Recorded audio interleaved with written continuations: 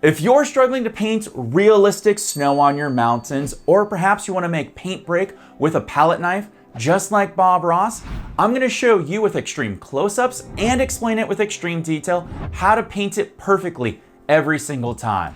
Let's go. What is up, all you creative people? Wild here. Now this video is just about getting the snow to break or painting realistic snow. It's not about mountain shapes or structures. If you need help on that, I actually have a bunch of videos which you can check out in the top right corner or down in the video description. But let's get into how you actually make your snow look awesome. When it comes to creating and painting the perfect snow, it first starts with the correct supplies and tools. You want a clean and dry flat mixing palette, along with a clean palette knife that has a nice flat edge.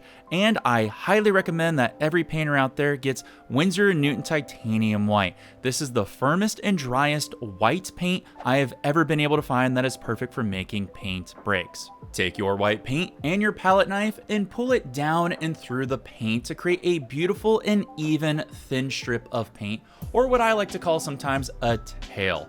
You do want to use pressure here because we want a nice thin strip. Your strip should look exactly like this on screen. Now take your palette knife and hold it pretty much perpendicular to your mixing palette and strip and cut through your paint at an angle. This will allow the paint to roll up onto the knife but also remain on the edge, giving you a beautiful and even roll, perfect for making paint breaks. Now this is a really important step, and I went ahead and I filmed it from multiple angles and at different speeds, so that way you can understand how I cut across the paint at a certain angle that allows the paint to roll up on top of the knife but still remain on the edge to where I get a nice even roll that's going to work perfectly for when I have to approach the canvas. Now take your palette knife that has the paint roll on it and take the tip of the knife to the tip of the peak of the mountain and let the paint touch. Now slowly work down the mountain with a little bit of pressure. It doesn't take much.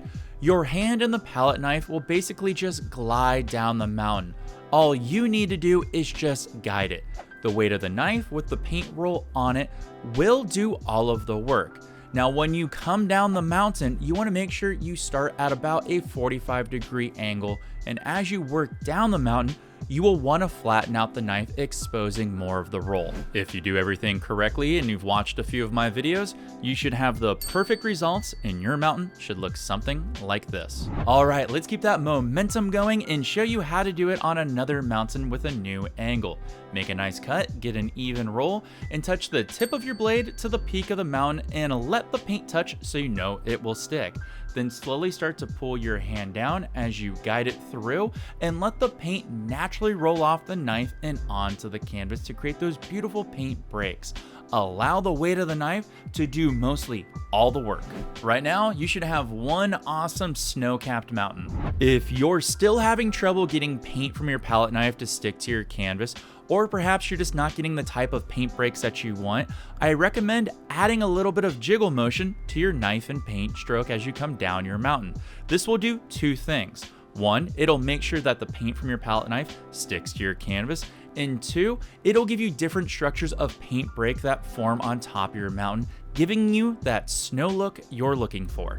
If long strokes are giving you trouble, I highly recommend just do short strokes. I teach this technique all the time to brand new painters in my class. It's a lot more manageable, it gives you the same effect, and it's way easier to make the paint break. Just make sure you follow the same steps with following down the angles of your mountain. And yeah, please excuse the blurry angle at that moment, but I think you get the idea. Now there's obviously one more thing you have to do, and that is practice. Grab yourself a basic canvas, drop in a mountain range, and start working on what we just showed you. Work on your long strokes, your medium strokes, and your short closed off strokes, whatever style you want to go for. You'll be surprised by the time you get to your 10th mountain how things just naturally flow from your hand and palette knife onto the canvas. You'll get the correct cut, you'll get the correct pressure, you'll get the correct flow, thus you'll get the correct effect, making your mountains look awesome. Now, if you're still struggling with everything landscape when it comes to sky, clouds, mountains, or anything like that, I've got the perfect videos for you over to my sides. In fact, that mountain one is awesome. It goes over everything to make you a mountain master. So why don't you see more of my beautiful face in that video over there? But before you do that, don't forget to hit like and subscribe and leave me an awesome comment on how I can help you become a better painter. I'll check you all in that video over to my side, and as always, peace.